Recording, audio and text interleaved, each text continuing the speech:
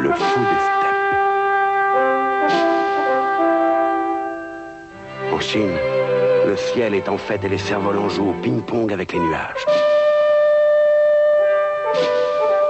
Les aviateurs français sont à l'honneur. Coste et Bellonte viennent d'effectuer un raid fantastique à bord de leur célèbre point d'interrogation. Alex et sa petite famille ont sauvé une fillette envoûtée par Malmotte. Pas une ombre à l'horizon, si ce n'est celle de la grande forêt russe. Revoilà Monsieur Coste. Le pauvre, depuis ce matin, il n'a pas arrêté. J'en ai au moins pour 15 jours. C'est grossier à vue d'œil.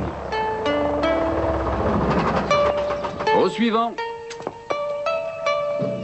Je suis très honoré de descendre du point d'interrogation le célèbre avion du pilote Coste et de l'honorable mécanicien Bellonte, qui ont parcouru tant de kilomètres depuis Paris. Je suis très honoré.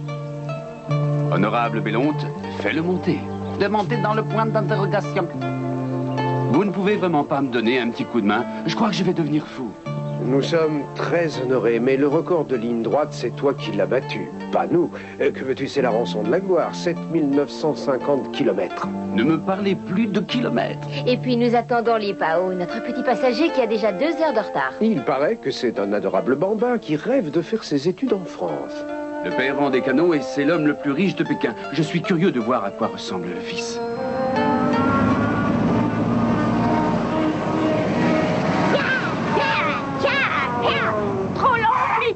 Je veux un arrêt impeccable. Allez, recule. Stop. C'est avec cet avion qu'on va aller en France. Ah non, il est trop moche. Enfin, jeune homme, mon avion se trouve à l'autre bout de la piste et nous irons à pied. Vous avez 2 heures de retard. Adorable bambin. Micho, rentre au box et va dire à mon père qu'ils m'ont accueilli comme une punaise dans un bol de riz. Allez, file. Eh bien, bon courage. Tu comptes toujours passer par la Russie parce que ça va te rallonger et avec un zigoto pareil... Ce n'est tout de même pas ce petit morveux qui va m'obliger à changer mon plan de vol. Vous êtes les valets du pilote, alors prenez ma valise. Quelle valise? Petit boy, t'as vu une valise, toi? Non, moi je vois rien. Enfin si, une espèce de rage jaune avec une tête de valise. Je vais rentrer chez moi.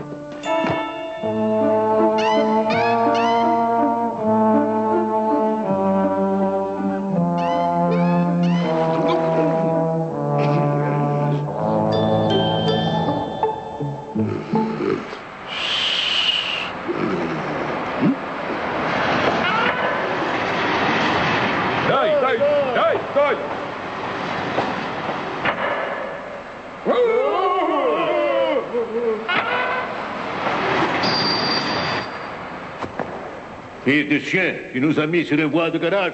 Position basse. Oh.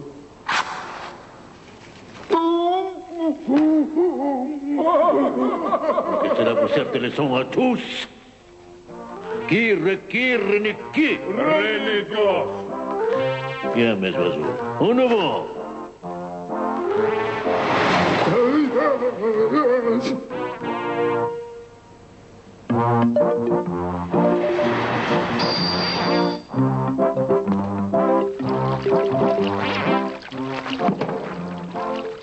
Alors, un tonneau de 60 litres légèrement ouvert se vide à moitié en 1 heure et 12 minutes.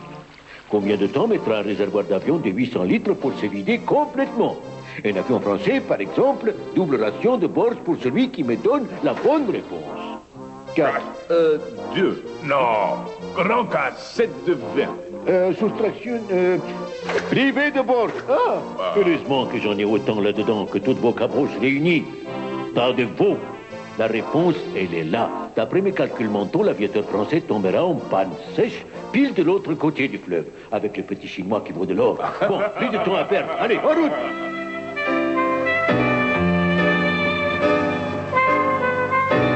Il commence à m'énerver, celui-là. On dirait qu'il nous prend vraiment pour ses esclaves. Je voulais pas aller en Russie. Moi, évidemment, je veux conduire l'avion. Pourquoi vous me laissez pas? Méchant, je dirai tout à mon père. Et vous serez punis. Moi, une carpette chinoise? Non mais... Ouais, la peau du chat est magnifique. Vous voulez tous me faire du mal. Je veux retourner à Pékin. Et tout de suite. Hé Et dis donc, mon bonhomme, si tu continues à faire ton cirque d'enfant gâté, je te balance en plein vol, vu? Alex, qu'est-ce qui se passe? Il n'y a plus d'essence? Quoi? Mais c'est pas possible, il doit en rester encore plus de la moitié. Largement de quoi arriver à Novosibirsk. Non, je t'assure, tout juste de quoi se poser. Regarde, des feux, c'est la Providence. On va essayer de se poser sans trop de dégâts. Ah, ça a l'air assez plat, mais c'est vraiment pas normal, cette panne sèche. Une conduite a dû lâcher, pourtant Bellon lui-même a tout vérifié avant notre départ.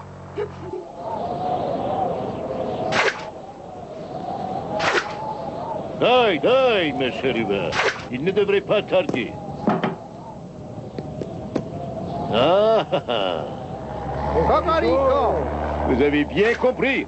Rien ne doit nous trahir. Si l'un de vous vend la mèche, je les tripe sur place.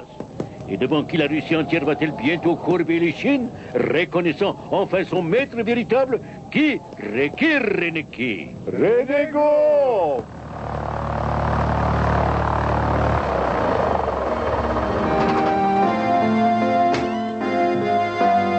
Bienvenue parmi nous étrangers venus du ciel. Bienvenue. Je crois que nous avons vraiment eu de la chance d'atterrir devant chez vous. Nous n'avons plus une goutte d'essence. En effet, vous l'avez échappé belle. Vous allez passer la nuit au chaud et demain nous aviserons. Allez préparer accueil pour nos hôtes. Aïe! Mais il est fou! Et il m'a pincé la cuisse! Tiens! Ah, il a touché ma figure avec sa main! Monsieur, protégez-moi! Ils veulent me faire du mal! Essaie encore de me pincer! J'écraboute ta seule petite figure avec mes pieds, mes mains et mes ongles! Oh, mais vous n'allez pas recommencer. Allez, habillez-vous pour sortir et arrêtez de vous chamailler. Et que ça saute. Monsieur a la gentillesse de nous proposer l'hospitalité, ne le faites pas attendre. Bien, si vous permettez, je vais surveiller mes hommes. Ils sont braves mais un peu bêtes. À tout de suite. Ah, je n'en reviens pas. On dirait presque qu'ils nous attendaient. Moi, je trouve ça bizarre. Évidemment, ce n'est pas le grand luxe, mais quand on est fatigué, je suis sûr que les enfants dorment déjà. Le sommeil de l'innocence, la pureté. Sans vous, nous serions peut-être en train de mourir de froid. C'est d'ailleurs une étrange coïncidence de vous avoir rencontré. Alors, dormez vite.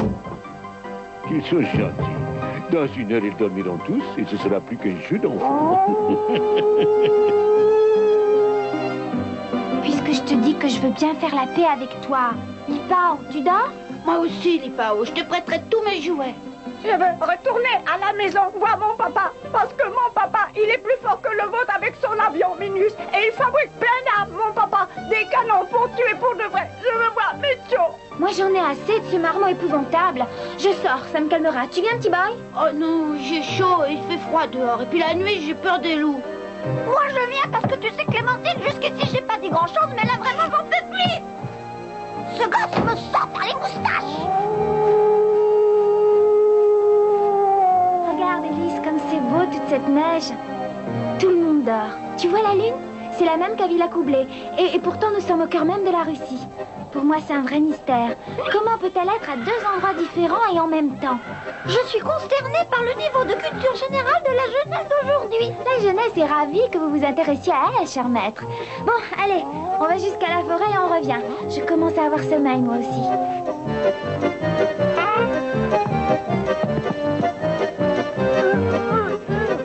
La vermine rousse m'a échappé, mais elle ne fait rien pour attendre. Qu'est-ce que ça veut dire?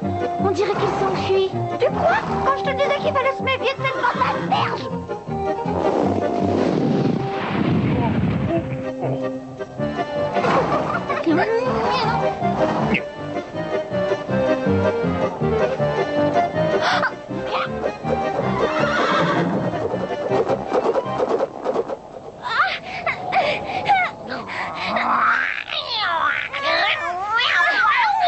Arrête! Je ne suis pas de ces bandits. Je les hais. Ça fait des semaines que je les cherche. Ils t'auraient tué s'ils t'avaient découverte. Mais ils viennent d'enlever Lipao, un petit Chinois qui fait le voyage avec nous. Je vais prévenir mon père. Non! Non, il faut les poursuivre tout de suite. Ils sont capables de tout, ton petit Chinois. Ils peuvent le tuer d'une seconde à l'autre. Fais ce que tu veux. Moi, j'ai une troïka avec de bons chevaux. Je ne laisserai pas filer cette ordure de Renegov.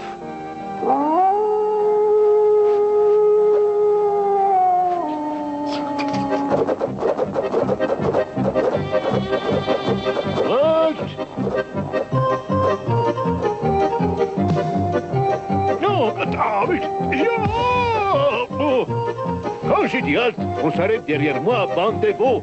Attends, vite, votre chef s'est refroidi. Je ne veux pas manger à côté de toi. Tu sens trop le pipi depuis toi. Jamais personne n'a osé parler à René Goff comme tu l'as fait. Si je n'avais pas l'idée de t'échanger à ton père contre des canons, sache, Grindery, que je t'aurais ouvert les fonds. Tu pues comme mille charognes. Je veux mourir.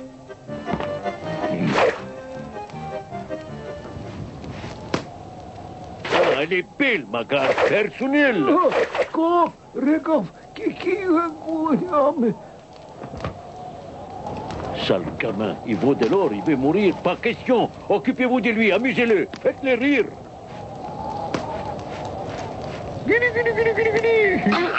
Le grand jour approche où tous les peuples de Russie viendront se prosterner à mes pieds. Né dans la poussière devant René Goff Ier, prince des Osmouls, des Turkmènes, des Tatars, des Sbirov, des Manchous, des Kirghizes, des Rats, des... Oh, mon maître souverain en tout, je ne suis qu'un pauvre rien devant la toute-puissance, mais ô combien fier de t'annoncer la capture de ces Chinois si petits mais si précieux.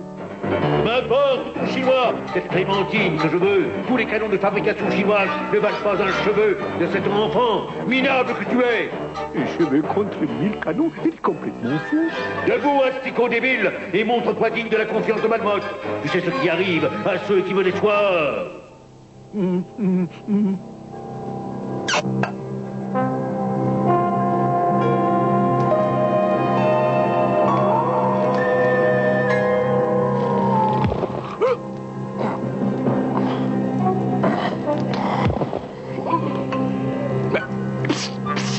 Tu me laisses tranquille ou non?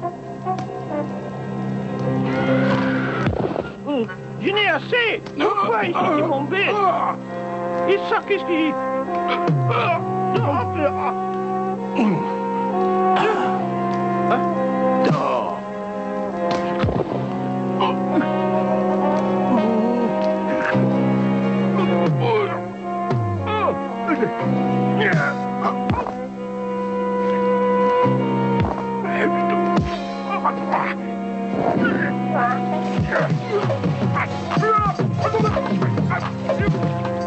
Dès qu'ils sont tous assommés, file récupérer ton chinois. Moi, je vais crever la peau de René Goff.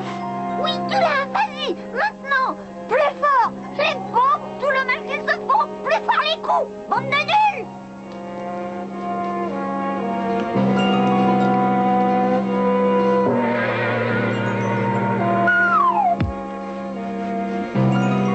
C'est une bonne correction que vous méritez pour me réveiller en pleine nuit avec vos jeux stupides. Ah non, où veux-tu m'emmener, toi encore? Je veux jouer avec Gogof et ses grosses limaces. Quoi, Petrouchka? Mais j'ai croyé que tu me... Tu me croyais mort au bagne, hein? Mais c'est toi qui vas mourir infect de charogne. Je vais te saigner jusqu'à la dernière goutte. Gogof, au secours! Si tu approches Petrouchka, je les tue. Tu as de la chance, René Goff, de toujours tomber sur des plus faibles que toi. C'est la dernière fois. Désormais, tu n'es plus qu'un mort vivant. Vous jouez, tiens, prends ça, crétin pékinois. Petrouchka m'a retrouvé, il va me tuer. Et pourtant René Goff tue les plus forts, les plus puissants. Les misérables simplement parce que j'ai tué son père et sa famille. Alors que toute la Russie m'attend dans les isbas. On prépare déjà les gâteaux, les caviars pour les jours de mon couronnement. Attends. Allez, viens Gogof, on va jouer à la guerre. Debout, t'as des bœufs. Il faut lever les camps et vite. L'ennemi est sur nos traces et il veut nous saigner. Mais nous aurons bientôt les moyens de triper tous nos ennemis. Cramoy, au pied.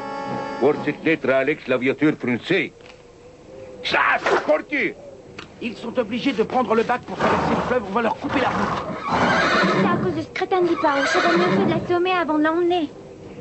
Aucune importance. Au contraire, tu as vu comme il avait peur en me voyant. Il sait que je vais le tuer. Je veux qu'il vive ses dernières heures dans la terreur. Ce sera son supplice. Tu le détestes autant que ça? Mon père était un grand savant, mais il a refusé de travailler pour René Goff. Alors, une nuit, ils sont venus, ils ont tout détruit, tout brûlé. Ils ont tué tout ce qui vivait, les animaux, les domestiques, papa, toute la famille. Tu crois qu'on va les rattraper? Petrouchka, ne pleure pas, je t'en prie. plus vite ou je frappe. Voilà un garçon solide, un vrai tatar. Si tu es aussi sage, je te nommerai chef de ma garde personnelle. Ah oui, et ils auront intérêt à m'obéir, ces cornichons mous. Sinon, ouais, Coco, tu me plais presque autant que Micho. Je vais écrire à mon père que je veux rester avec toi et qu'il envoie 3000 canons et 200 000 obus. Badadam, badaboum, youpi. Côté chinois, ça va se dérouler. Vraiment, il ne devrait pas tarder à rejoindre l'avion du français. Qu'est-ce qu'il va faire en lisant ma lettre? Il ne me reste plus qu'à attraper cette Clémentine des malheurs. Et à moi les pouvoirs suprêmes. Taï, taï.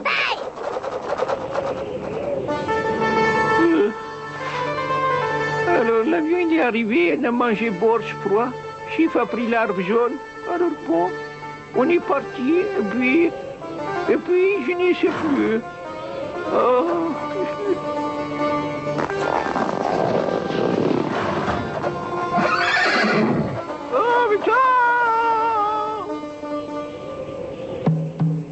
Regarde bien. Quand je te ferai signe, tu tireras sur le bout de la corde, là. En t'écartant, l'arbre va se relever et la corde va se tendre. On devrait faire un essai pour voir si ça marche. Trop tard, ils arrivent déjà. Après, il faudra filer le plus vite possible sans leur donner le temps de réagir. Allez, en place. Et il n'a pas l'air trop malheureux. Dire qu'on risque notre peau pour un sale monde qui se prend pour Buffalo Bill. Tu es prête? Allez.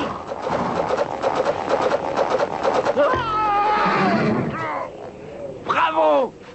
Encore un coup comme ça et René Goff est à moi. Vite, vite, il faut le rattraper. Élise, viens vite. Un petit morceau de poisson, même pourri, ça m'aurait pas déplu.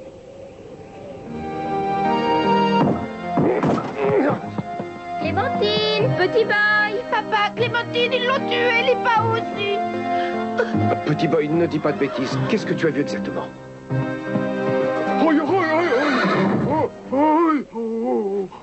Mais qu'est-ce que vous avez fait des enfants bandits? Laisse-moi! Tu parleras d'abord. Où sont-ils? Qu'est-ce que vous en avez fait? Dites-moi où ils sont.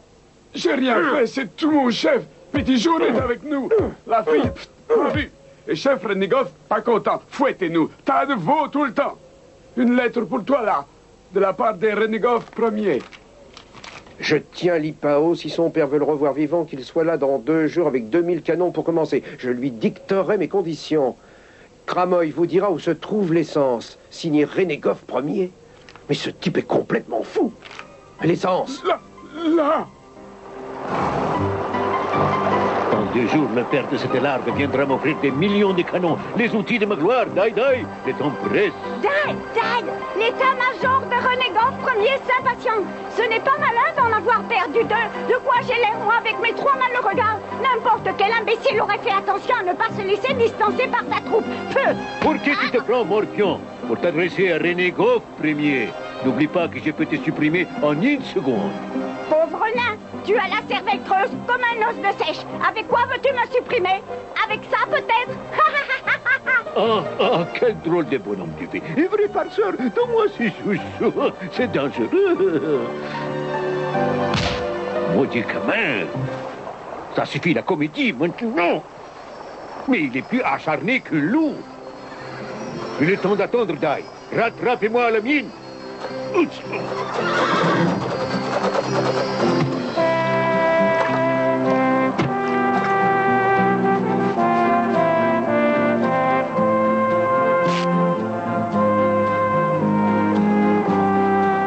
René Goff, ta vie ne tient plus qu'à un fil.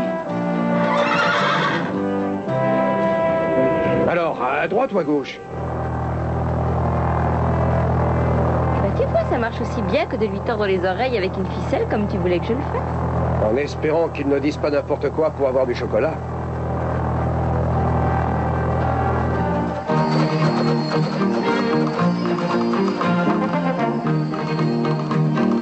Je me doutais bien qu'il me retrouverait ces braves Petrouchka et Clémentine, quel adorable couple ils font.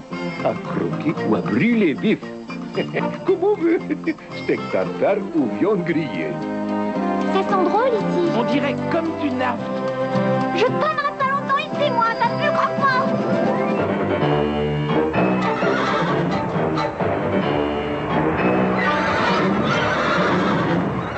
Les bonjour de la déco première. Couche-toi, couche-toi. Je veux pas mourir. Petrouchka, j'étouffe. Émeraude.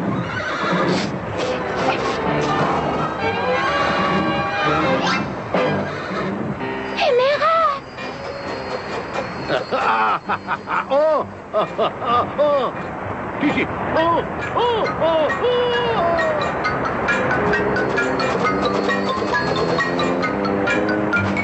Les balles explosent toutes seules, au secours. Oh. Alors, Gogo, fini. Il part. Je veux faire la paix. En plus, tu pues comme mille charogne. Misérable race humaine, que la moindre poussière d'or ou de puissance aveugle. Quand trouverai-je dans ta foule celui qui me ramènera enfin Clémentine? Réunion premier. Non. Va donc goûter aux délices de l'éternité. Encore de ta bêtise. Ma petite fille, je t'ai cru morte, mais tu es là, toute noire mais bien vivante. Toi aussi, ils ont essayé de te prendre? Oui, mais je me suis défendue, moi. Mais à 5 contre 1, ils ont fini par m'étendre. Tu n'as pas encore fini de faire... On a fait la paix avec Lipao. Il est très gentil maintenant. Il veut juste jouer.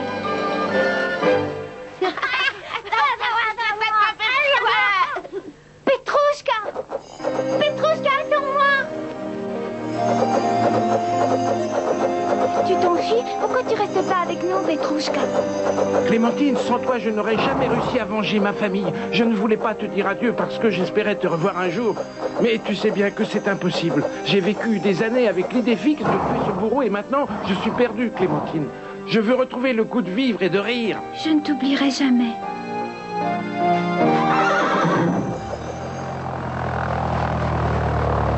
Élise, c'est un secret qu'il ne faudra répéter à personne.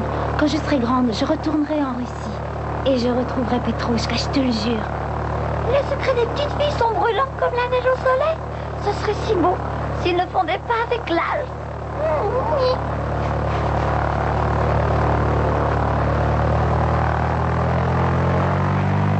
Après leur fabuleux voyage en Asie, Coste et Bellonte avaient acquis la certitude de pouvoir traverser l'Atlantique d'est en ouest.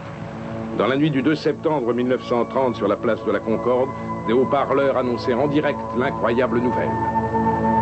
Le point d'interrogation venait de réaliser la première liaison aérienne Paris-New York. Coste et Bellonte entraient définitivement dans la légende.